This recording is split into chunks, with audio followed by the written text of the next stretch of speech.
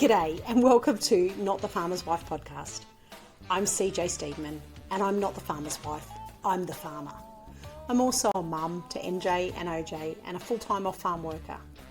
And like most farmers, I'm able to farm with the help of my family and my partner, who I call the handy helper. On Mojo Homestead, we grow chickens, goats, cows and bees, and we do it using regenerative agriculture and holistic management practices. If, like me, you love all things farming and homesteading, then we'd love to have you along for the ride. So let's get farming. G'day everyone and welcome to another episode of Not the Farmer's Wife. CJ here on her own today. The handy helper is here, but I have banished him to the other room because he is listening to some podcasts. He got new headphones for Christmas and he's giving them a bit of a test run. They're very good headphones. If anybody's interested, Sony WH-1000 MX5, I think. They're the same ones I've got, and now he's got them. So we've got different coloured ones, but they're working really well. Episode 97 today. I can't believe we are 3 more episodes to episode 100, which feels like such a huge milestone. So I just want to say thank you to everybody for still sticking in here with me and listening, and to anybody new that's here, go back and listen to some of the old ones. Have a look through and see what kind of titles grab you and have a listen to them. You don't have to listen to them all, but I'm sure that there'll be a few in there. I'm going to put out another list. There's been a few really good ones that seem to have resonated with people. Raw milk was one. So if you go in and have a look for one that says raw milk, that was one that really kind of got people. Solar or off-grid living was another one that got people pretty interested. We had a lot of downloads for that.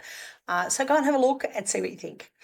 But today we are Happy New Yearing and we are discussing planning for 2025. Now, every year in that first week of January, I sit down and map out everything that I need to think about for the next 12 months.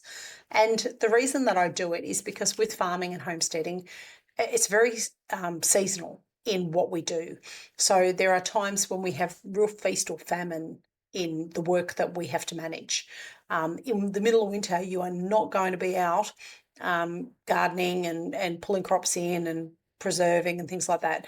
In most cases, you're going to be turning over compost and keeping garden beds, nice and level and flat. There might be a few things you're growing, depending on where you live.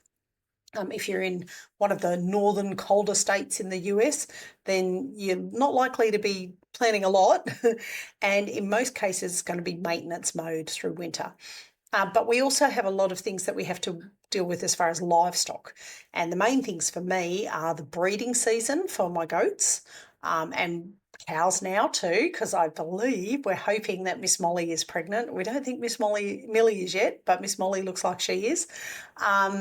And we've got baby goats that we have to plan for, but we also have Angora goats. So we have to plan for shearing. We have to plan for chickens going on their off season for laying. So during the winter molt season, they tend not to lay. So we have to plan for that as well. So there's a few animal things that we have to go through. But I like to go through a little list that I've got, and I'm going to go through it with you today, and hopefully you'll get something out of it. I'm also going to try and do up a bit of a freebie, and I'll see if I can get my screen to share this one here, which is my Canva screen, which hopefully you can see that. And that is, it's not wide enough there, just let me make that a bit bigger. So I have a Canva sheet that I use that I put the whole year down, and across the top there you can see that we have shear by a certain date. So by a certain date my Angoras have to be shorn, and the reason for that is because they get shorn again 6 months later, and that period of shearing coincides with just prior to them kidding. So we shear before we kid so that they're nice and clippered for when they have their kids. It just makes things a little bit cleaner with Angoras if they're not kidding into a full mass of hair at the back end. So breeding season, you can see here, starts in April, and by the end of June I am done. We don't breed anymore after June, and the reason for that is because then we have babies arriving September, October. Now this year they're a little bit more scattered than I wanted them, and so last year rather they're a bit more scattered. So this year we are going to stick to our guns and really get them in with the buck And, if I have to, I'll leave them in an area where they're right next to the buck to really bring on that season for them.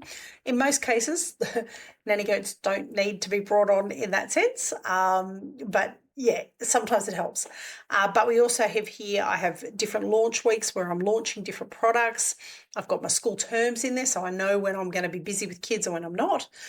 Canberra show days, Murray Bateman field days, which are big events for us on the farm. We alternate, we're a blended family. We alternate weekends with kids here and kids not here. So there's weekends marked there for that. As you can see, we've got a state rugby comp in the middle here. My lovely daughter, MJ, plays rugby at state level, so she has to go to that. Easter and all the red ones are public holidays. The pink ones are all birthdays. We've got lots of birthdays. As you can see, February is crazy with birthdays for us. So that's a Canva sheet that I do. And what I'm going to do is, and I'm just trying to get out of there now, if that worked. I don't even know whether that worked now that I've said that. Oh, God, stop share. Where can I stop share? Stop share. There we go. All right, back. So that, it doesn't want to let me get out of there. Right. I think I'm back on the screen. So that Canva sheet, when I do that up, I'm going to send that out to everybody so that you can fill it in yourself and use it and do whatever you like with it.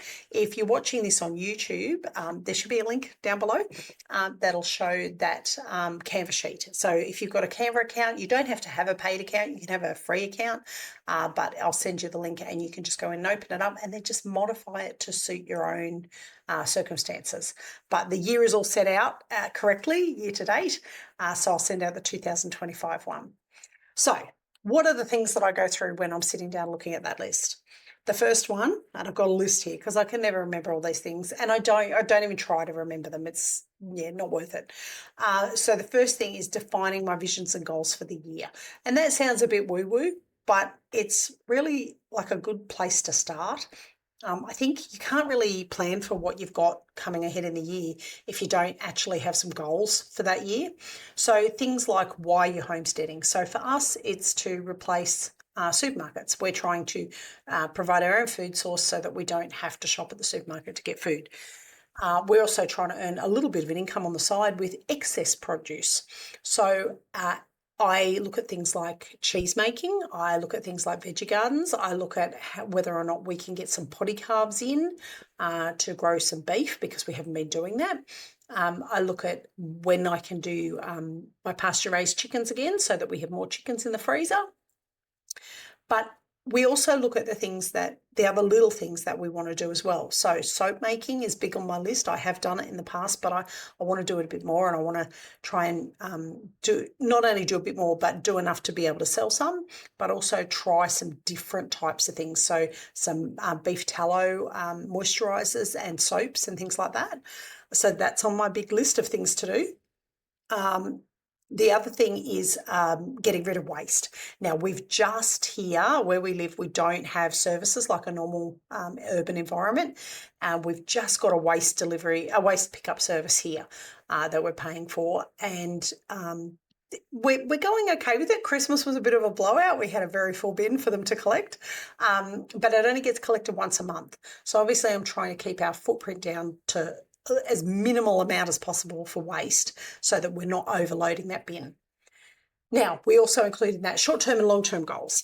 And when I talk about, getting potty calves to raise for beef, that is more of a long-term goal. Buying a cow now means, yes, I could have meat at the end of the year, but you still have to factor in how long it's going to take to grow. And there are some things that can grow really, really quickly, like pasture-raised chickens, 0 to 8 weeks, and you have meat in the freezer. Whereas calves and goats and sheep take a lot longer to grow. So you've really got to plan for that in advance and work out when you're going to get them, how long you're going to keep them, the kinds of things that you need to do to care for them until they're at a point where they can be butchered and put into the freezer. So that's one of the things. Garden, I keep saying I'm going to start my garden. I'm terrible at doing my garden. And because I don't eat a lot of, don't eat a lot of fruit and vegetable anymore. I kind of look and go, is it worth it? But I think it still is, because the kids still eat it and the handy helpers still eat some stuff. So I do have to get the veggie garden sorted out. I've also got to get on top of my beekeeping. I lost a hive through the year and it was my oldest hive, so I was a bit disappointed about that. I don't know what happened. We did have a bit of an issue with wax moth, which I think may have impacted their decision to fly the nest. But I need to get some more boxes and more frames in, because I've got other hives that are doing really well, but they were hives from last year as the first year, and I now need to kind of bump their ability to produce up. So I need to focus on that. So that's another thing that's on the list. We also, Handy Helper and I have some travel plans that we've decided we'd like to do, and that is that we have a few suppliers overseas that we are trying to bring in some products into Australia that aren't manufactured here in Australia, and we're talking about doing a trip to actually go and see our suppliers and go face to face with them rather than try and do everything over Zoom calls. It's hard with a language barrier. It's really hard. So they're the things, and I think the best way you can do it is get that calendar and map out across the top particular months where you know you have things. Block out stuff where if it's birthdays or kids' holidays, block that out so you know that that's not going to get touched, and then work backwards from there and work out what has to be done. If you've got animals that need breeding at a certain time of year, mark that in. And the best way to do it is go Google, and I'll try and put a link in to gestational calendar. There's a gestational calendar. You can go in and you put the animal type and when they are joined or when you want them to deliver, and it tells you the corresponding date. So if you put in when you want them to deliver, it will give you the corresponding date of when they need to be joined. So I'll try and put that link in as well, because that makes it really easy to plan for breeding seasons. And then once you've done that, you need to go through and prioritize what are the absolutely have to happens, the would really, really like to happens, the would be nice if it happened, the if it doesn't happen, I won't be devastated, but it'll just be on the list still for next year. And go through and mark them through which ones are the really important ones that are non-negotiable. For us, shearing has to happen every 6 months. That's a non-negotiable. We don't have a choice on that. The breeding cycle. We need to join the goats at a certain time of year in order to have kids at another time of year. And for those that don't know, goats have a 150-day gestation period, so it's 5 months roughly. And so you have to map that out. You don't want to miss your opportunity to have your goats bred, because then you'll miss your opportunity for when kidding season should be happening.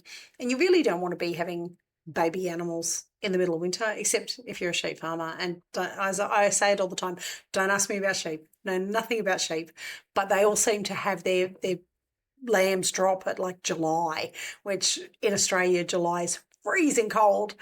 Not sure how that works, but it works for them. So prioritize it and work out what has to happen and what doesn't need to happen, and then go through and make sure that you've got the has to happens right at that top of that list. The next one is assessing your resources. And this comes down to money as much as land and equipment and things like that.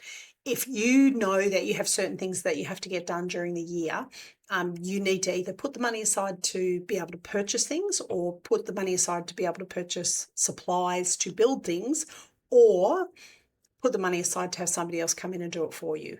Now, if you're like me and fairly frugal, you'll try and do it yourself. You'll probably try and do it secondhand, and that's fine too.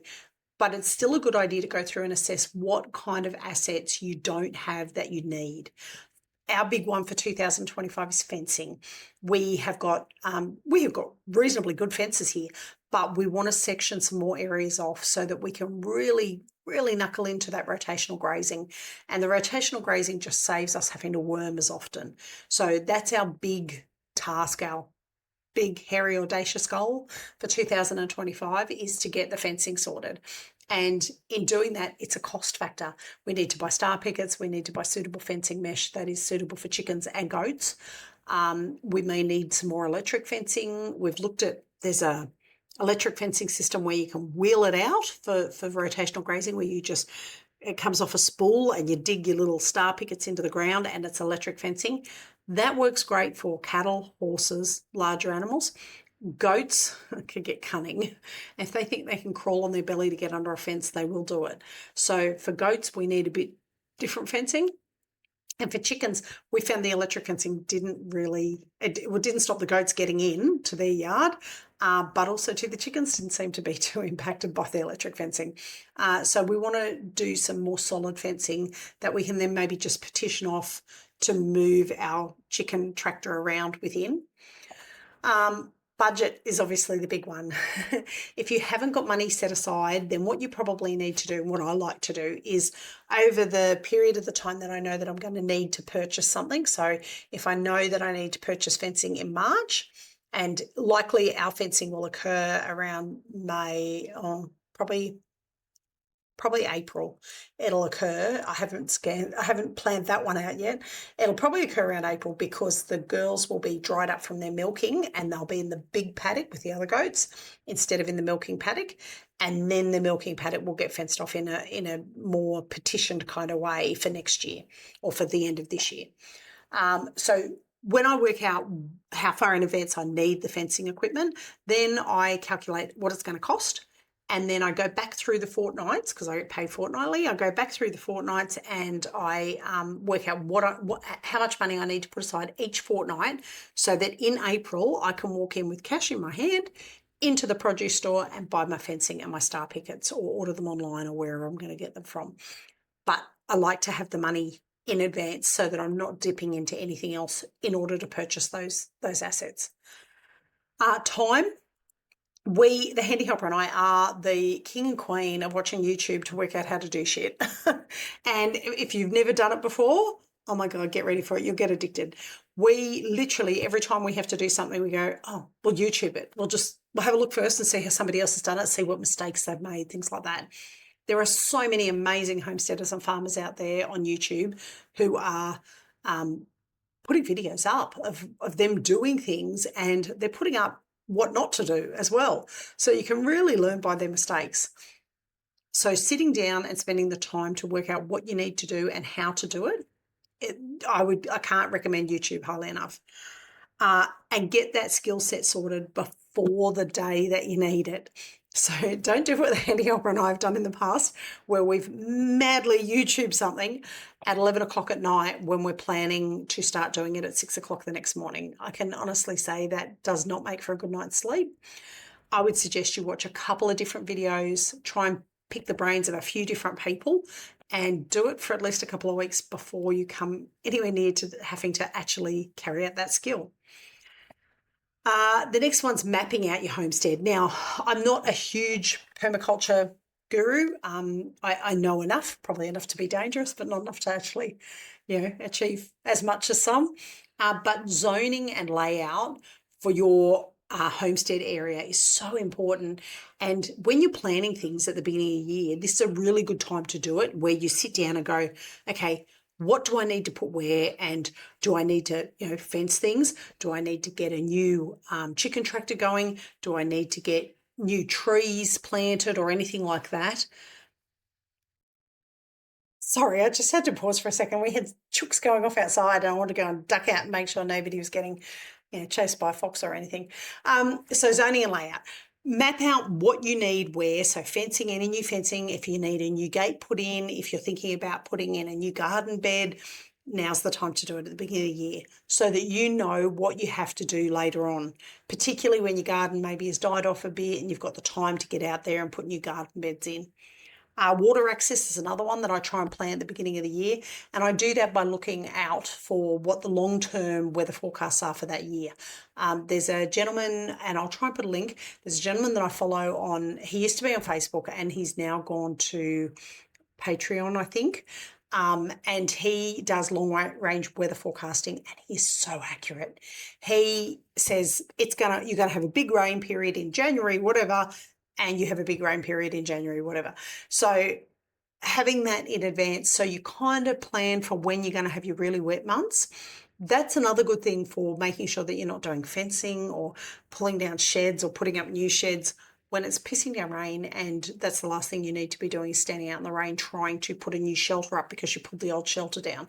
So that's a good way of planning ahead as well, is really having a look at that long range weather forecasting and deciding when you will do your major works, when any kind of shed building will occur, so that you do have enough shelter for the animals coming into those wet periods, particularly for things like goats, because the goats, well, my goats don't like the rain. Sunlight patterns. Again, long-range weather forecasting can help so much as far as planning out that garden. I like to, at the beginning of the year, go through and reassess when our last and first frost dates are, so that anything that I am growing outside, I at least have a rough idea of when, we can move things outside because the frosts are finished, and when we need to start planning for not having things outside because the frosts are about to start again. And again, that long range weather forecasting, I can't recommend it highly enough. I think the guy that I follow is a paid system, and I don't follow him as a paid person, but it will get to a point where I have to, because he just gives so much information. Choosing what to grow and raise. Now, this is a big one for the year, and this comes down to, for us, because we live a very heavy animal-based diet, we look at pasture-raised chickens, which we didn't do last year. We still had chickens left over from the year before, so we didn't do them last year, but we will do them again this year in 2025. We will also likely be doing beef towards the end of the year. We will definitely be doing goat. We have got 7 wethers at the moment that we're fattening up. Whether or not we sell them or whether or not we butcher them and keep them to eat for ourselves, we haven't decided 100% on yet. My kids are, I think they're going to be okay with it. We're also looking at doing some hunting and foraging and fishing, so that will again supplement some of our diet as well. So there's some things that we won't be growing or raising. We've talked about putting fish in the dam, but to be honest, dam fish I always find tastes really muddy. Depends. Next door neighbour's got redfin. I'm looking at redfin. I'm thinking maybe that might be a goal for us. But we're definitely taking the kids down to the coast later this month, and they're going to go fishing. They've got some new fishing reels for Christmas, and OJ in particular cannot wait to go and catch some fish. He thinks he's going to feed the whole family for the rest of the month. Not sure that that's going to pan out, but I love his enthusiasm, and I certainly would happily eat fish every other day. So we'll see how we go with that. But as far as crops, livestock, and planning for other things that you will be growing or raising, this is a good time to do it. Sit down at the beginning of the year and say, all right, what didn't we use much of? In the past, we have grown things like eggplant and what was the other one we grew? And capsicum. We're not big capsicum eaters in our family. So tomatoes are always a winner. Potatoes are always a winner. Any kind of berries are always a winner. Strawberries and raspberries we have. And I've tried to grow blueberries, but we have a blueberry farm down the road. And to be honest, it's easier just to go and buy them off her than try and manage blueberries. I find them a little bit tricky. But things like cheese. So we have milking goats, and I'm trying to make a lot of cheese to get us through. Mozzarella's been working really well, but it doesn't keep. Fresh mozzarella without all the preservatives in it, you kind of have to make it fresh. But planning for those things and knowing that, I want to make some hard cheeses before my milk supply dries off in March, April, and so that I can get those hard cheeses kind of settled, because they have to sit for a lot longer. Livestock, we're talking about the cattle. So getting cows organised, knowing what you need to do for that. The fact that we've got probably calves arriving at the end of the year, which would be awesome. So planning ahead for that and writing it down on your calendar as to when you think you'd be getting them and when they'd be kidding or calving and when they'd be ready for processing. And make sure that those dates aren't going to clash with anything you've already got on your calendar. If you've got a series of kids' birthday parties over the space of 2 or 3 weeks like I do in February, you don't want to be in the middle of processing 50 chooks. It's not ideal. Something's going to give, and it'll probably be your sanity. So then from that, creating a seasonal plan is my next one, which I do. And that is my harvesting schedule. So I look at when I can afford the time to harvest pasture-raised chickens. Obviously, we collect chicken eggs every day, so that is just factored into each afternoon's animal maintenance schedule. But the breeding and processing, culling, processing of livestock really needs to be scheduled in to times when you know it's going to suit. And having that broader 12-month plan means that you can do that. You can sit down and write on there and go, okay, well, I know that in October I've got kidding, but I've also got nothing else, and I'm going to be tied to the farm for those 4 weeks over October and September, like each month, because I'm going to be here for the kidding season. So that means that I will be here. And while I might be a little bit time poor, I'll also be hands-on on the farm and not away from it. So that's generally when I try and do some processing. Preserving and storage of fruit and vegetables. Obviously, you get quite a glut through the summer months of your fruit and vegetables, and the problem is that you can't keep it all fresh. It's not going to last fresh. So you need to be able to preserve and store it so that through the winter months, when you don't have the access to the fresh fruit and vegetable, you can access what you've already grown.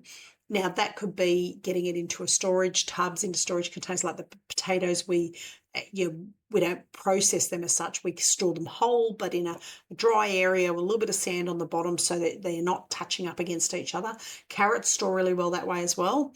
I've never been able to grow really happy looking carrots, but they do store that well that way.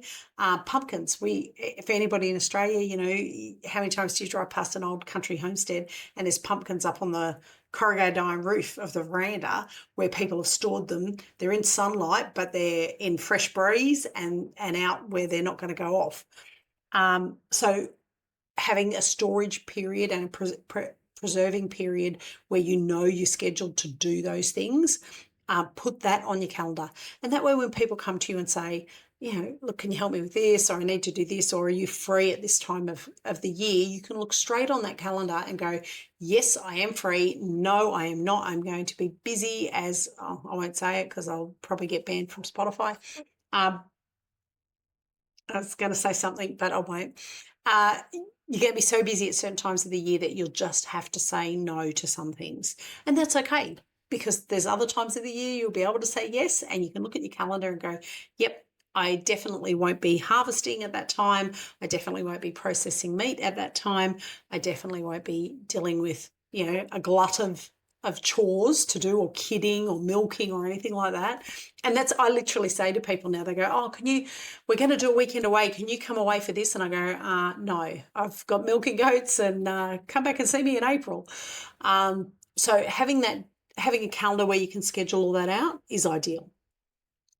Now, I don't want to go too much into some other stuff, but because I want to do a whole episode on budgeting and financial planning, and I may even do it next week. I'm a bit geeky about my, budgeting and financial planning. I was an accountant in a previous life. Most people don't know that about me, but I studied accountancy and worked for an accountant for 3 years directly, and then another 3 years doing accounting work. And I really love knowing my numbers. So having a plan for your financial stuff for the whole year, it could be a whole separate episode because there's so much involved. There's so much involved in it, but it's something that you need to consider at the January beginning phase of planning for the year. You need to make sure you've got enough income coming in to cover the expenses that you're going to have. You need to make sure that your reoccurring expenses are covered. And I do that by doing direct debits on a fortnightly basis for my reoccurring costs. And I do that because I'd rather have the money in my bank than pay them 12 months in advance for something. But also too, if it comes out each fortnight, then I don't tend to notice as much, and it's still getting paid by the end of the year. Income opportunities is a big one that you can plan for at the beginning of the year. In January, you should be looking and saying, what can I sell? And you've got to remember, people get really funny about selling, but selling is just an exchange. It's somebody's giving you money for something that you have that they want. There's nothing dirty about it. There's nothing yucky about it. You're providing a service, and in return, they provide you cash or goods, to the value of cash. I don't know why people get so upset about it. At the end of the day, you have a product. If somebody wants to buy it and you're happy to sell it to them, then everybody should be happy. The distinction is how much they're prepared to pay for it.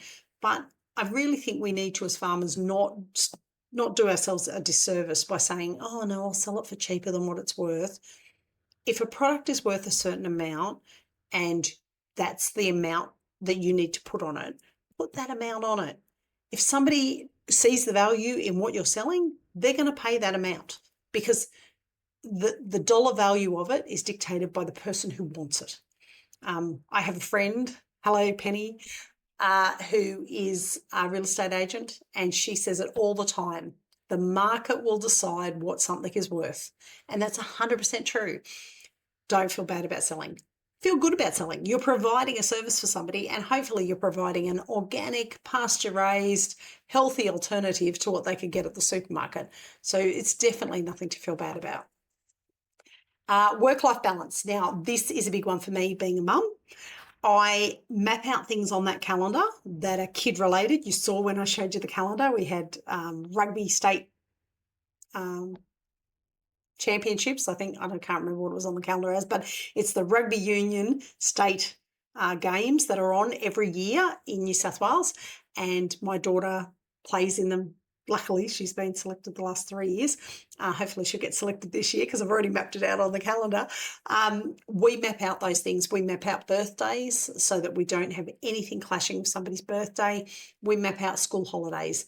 Now, it doesn't always mean that I'm going to go on holidays with the kids during school holidays. Sometimes finances just don't stretch to that. But it does mean that I'm not going to have kids processing chickens on their birthday or during the school holidays, when they'd really rather be hanging out with their friends at the mall or going to the museum, or going, we go sometimes into the lake at Canberra and do stand-up paddle boarding and things like that. So I want to be able to schedule that time and make sure that that time is free from farm chores. And it's not always as easy as that, but we try and map it out in advance. If it's on the calendar, it's less likely that I'm going to book something else on that day. But also to schedule downtime. Don't try and fill every day. I do it, and I've been guilty of it in the past, and it burns you out. Schedule downtime, schedule times when over Christmas, we had the Handy Helpers family down. He's a Christmas Day baby. We had them come down prior to Christmas for a birthday party for him, but then they came down for Christmas as well, because we've got our first grandchild this year. So we had a lot of people coming in and out of the house. And, we just sat, we opened a bottle of wine, we got some cheese and crackers out, and we literally just sat and talked and caught up on family stuff.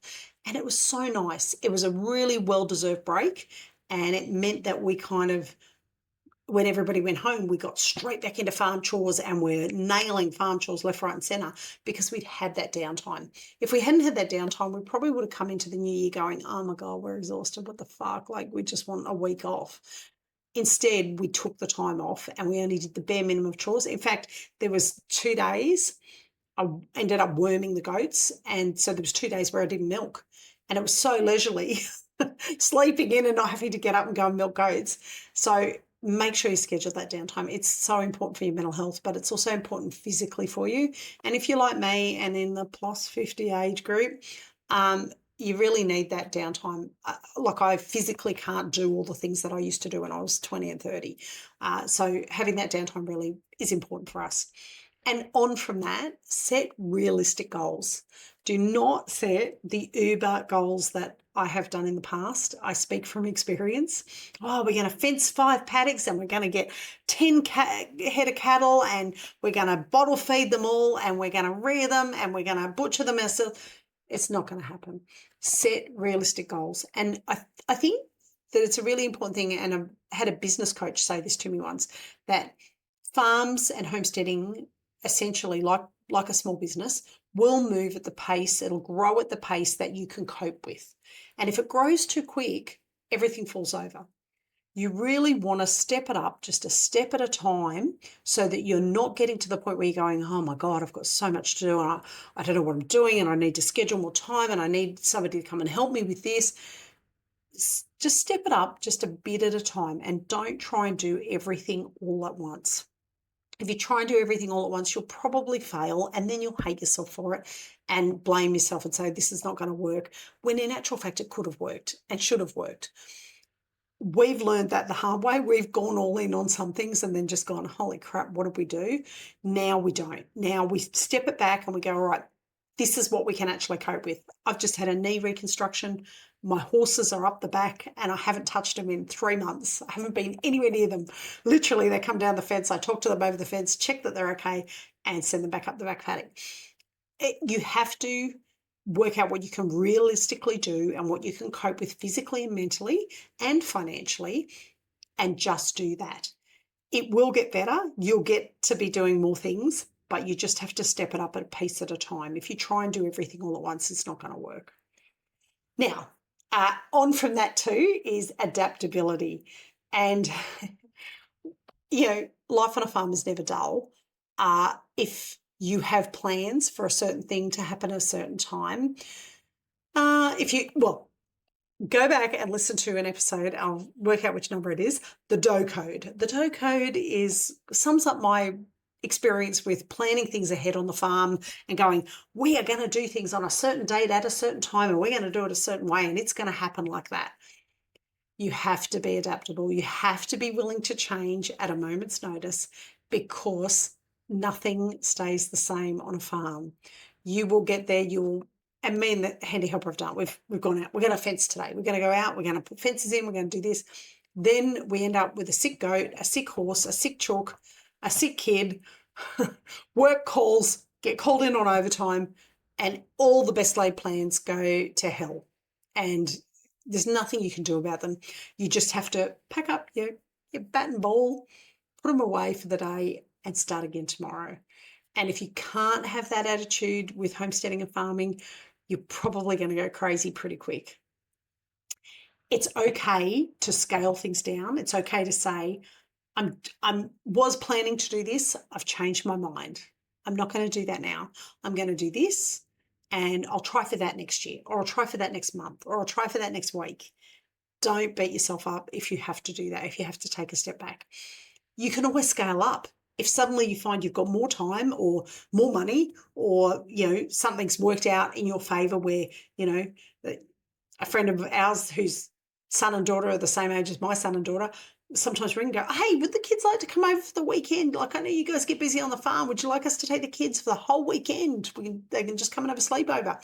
And we literally go, oh my God, because my 2 kids go, yeah, anything with their friends. They bolt out the door, and me and the handy helper sit down and go, right, what are we going to do? Let's write the list out again. Let's reassess what we're doing today. So you can always step up, but don't feel bad if you have to step down. And don't be afraid to experiment too. Certainly for me, doing the pasture-raised chickens, I'd not done them since I was 13 years old. Like I was 50, I think, the first batch we did, or 49. But the first batch we did, that was the first time I'd done them on my own without my parents' guidance. And the first time I'd done them since I was 13, 14 years old, when my parents had done them and I'd assisted and not done it myself. Milking goats. I'd milked cows. We had a cow that I milked for 3-4 years straight. Every year I went up, I was the only one that milked us. I went up and 9 litres of milk out of her every morning. I could be sick as a dog and I was the one milking her. But when we got the goats, I'd actually never taken care of milking goats on my own. It was a learning curve. I'd helped my mum do it, and I had a very good background for it. But 7 years ago, I milked a goat for the first time on my own without somebody leaning over my shoulder helping me. So don't be scared to experiment. With livestock, of course, there is always that risk of livestock can get sick, they can die, you can hurt them. So please, if you're experimenting and it comes to livestock, be as careful as you can. But with growing things, if you want to grow a fruit tree or you want to build a greenhouse, go ahead and do it. Have a go. If you've got the time spare in your calendar and you look and you go, you know what, I've always wanted to plant a fruit tree this year, go and Google it or go and YouTube it and say, okay, what time of year can I plant apple trees to make sure that I'm planting at the best time of year for my environment and seasons? And then plan for it. Put the money aside. Apple trees can be expensive if they're not just a little sapling. So go ahead, put the money aside, go, that's what I'm going to do then. It might be the first time you've ever grown a fruit tree, but you know what? You might be really good at it. You might pick it up like that. And that would be so much fun later on when you're sitting back looking at this tree you planted and going, that was the first time I ever did that. And I was a bit nervous, but look what I've got now. Soap making is another one. My God, the first time I made soap, which was 6 years ago now, I made soap and I was like, this is going to turn out disastrous. And it did. It turned out like gel. The inside was, my first batch was horrific. It looked like clear gel soap, but that's not what it was meant to look like. It's that I didn't mix it enough, and then I poured it in the molds and the temperature was all wrong in the room that it was in, and it didn't set properly and didn't harden, and yeah, I buggered it up. It was a complete fuck up. But subsequent soaps that I've made have been awesome. I've made sure they're mixed well enough. I made sure the temperature is correct in the room where they're going off. You've got to have a go. You've got to experiment. So don't let that hold you back. Now, the last thing, I have got time. We're at 40 minutes. I have got time. I just want to say, don't forget to document and evaluate your progress. So take photos through the year. You've seen me post videos of me, lime glassing eggs. Well, the lime glassed eggs didn't work. I left them too long. They're 18 months. They're now dog food. So we've been feeding the eggs to the dogs to try and get rid of them so that I can lime glass some more eggs. And this time we'll try them at 6 months and see how they go then. I make soap and I've put videos of that on. I've done videos of me milking goats, and, yes, I'm reasonably experienced at milking anyway, but if it's the first time for you doing something, document it, take a photo, take a video, write it down. Do your little sheets up and say, collected this many eggs today, grew this much out of my veggie garden, made a batch of soap that, I now don't have to buy soap from the supermarket for the next, 6 weeks. Well, that takes 6 weeks to go off. So in 6 weeks' time, I won't have to buy soap from the supermarket. But go ahead and document that and keep a list of it.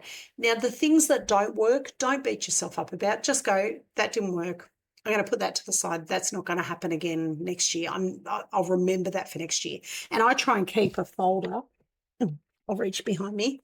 I have got a little folder here that's got a book in it that I write things in. And I go back to that later on and have a look and see what has worked and what hasn't worked. And the things that haven't worked, gone, done. I don't stress about them. That's just not going to happen. What was the thing that I did? There was something I did. I'm not a great canner. I'm still learning to can. And canning is something for me that, it's a bit more technical. I've now got a pressure cooker. My lovely mother-in-law gave me a pressure cooker for Christmas. So I've got a pressure cooker, so I might be doing a bit more of that. But pressure canning is something that I can't get my head around. I don't know why. But I'm going to keep working on it for a bit. But I'm not going to beat myself up if I get it wrong. If I get it wrong and it looks a bit funky when I open the can, well, the kids will be having toast for dinner that night, not whatever's in the can. But it's a good thing to sit down and go, this is going to work, this isn't going to work. Excuse me. And don't beat yourself up, but do celebrate your success. If you have a really, really good day with something, make sure you celebrate it. And don't be afraid to celebrate it online. People will get behind you. Homesteaders and farmers, they know how hard it is to do some of the things that we do because they're doing it themselves. And when you post on there, look at my batch of soap, or look at, how many pasture-raised chickens we raised this year, or we've got, brand new egg layers and they've just laid their first eggs. You'd be surprised how many people will be in your corner cheering you on. So don't be afraid to post it. Don't feel like you're bragging. Australians are terrible for this thing called tall poppy syndrome. And you Americans, I love you guys. You celebrate wins. If you do a good job on something, you are out there shouting from the rooftops going, yay me, I did good. Australians are not like that. If you yell and go, I did good, everybody goes, oh, you wanker. What are you carrying on about? Why are you talking yourself up? Blowing wind up your ass. There you go. That's a phrase for you Americans. The Australians will know exactly what I mean. Australians aren't good at celebrating our wins and celebrating what we do that is good. And we need to stop. We need to start celebrating our wins. So if you have a win, if you have got a plan for this year for 2025 and you succeed in doing it after listening to this podcast, what I'm going to ask you to do, because we're done now for the episode, what I'm going to ask you to do is link in Mojo Homestead to whatever social media channel you're on, and you post the photo of what you did that was good. Link me into it and say, here's one of my wins for 2025. believe me, I will take my Australianness off and I will cheer you on and be your biggest cheerleader in your corner. Okay. Please do it. I can't wait to see what you do. I will do it. So I hope you guys will cheer me on. As I do things through the year, there's a few things, we've got big plans this year. There's a few things I've got planned, and as I do them, I'm going to post them and say one of my 2025 goals ticked, and here it is. And hopefully you'll see it. Anyway, that is it for me for today. I will be back next week and we might talk about financial planning. I was going to talk about something else next week, but I think financial planning is probably a good one to talk about at the beginning of the year. I just realised I've got big scars all over my arms. It's a good one to talk at the beginning of the year, so we might get in and get that out the way first, and then we'll go ahead with some other stuff. Anyway, until next week, I will talk to you all then. Bye for now. Thank you so much for listening. From all of us at Mojo Homestead, we really hope you've enjoyed this episode. If you did, I ask just one small favour. Please subscribe and leave a review. Reviews help small podcasts like mine be more visible, so more people will know about us and be able to listen in. And don't forget to head over www.mojohomestead.net/launch and check out our freebies. We love helping families start their homesteading journey. Remember, life's too short for store-bought eggs.